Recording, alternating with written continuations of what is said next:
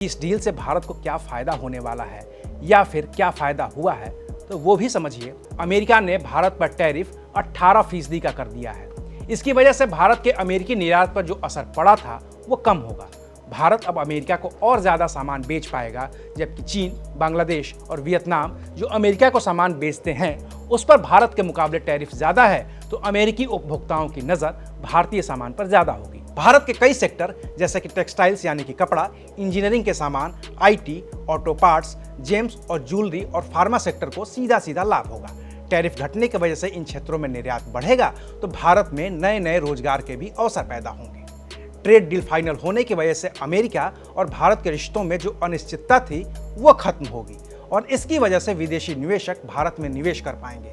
खासतौर से अमेरिकी निवेशकों का भरोसा बढ़ेगा तो वो और भारत में पैसे लगाएंगे, क्योंकि पिछले दिनों भारत अमेरिका के रिश्तों में आई खटास की वजह से उनका भरोसा हिला हुआ था।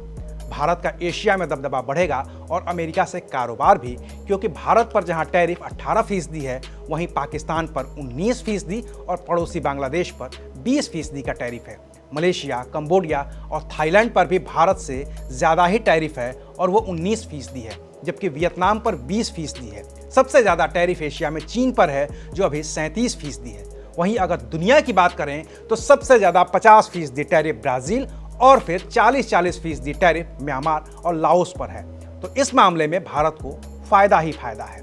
बाकी किसी भी डील पर, किसी भी फैसले पर सबसे तेज़ प्रतिक्रिया शेयर बाजार की होती है और इस डील के ऐलान के बाद शेयर बाजार पूरी तरह से बढ़त बनाए हुए हैं। सेंसेक्स और निफ्टी की तूफानी तेजी बताने के लिए काफ़ी है कि इस डील से भारत को बहुत बड़े फायदे होने वाले हैं।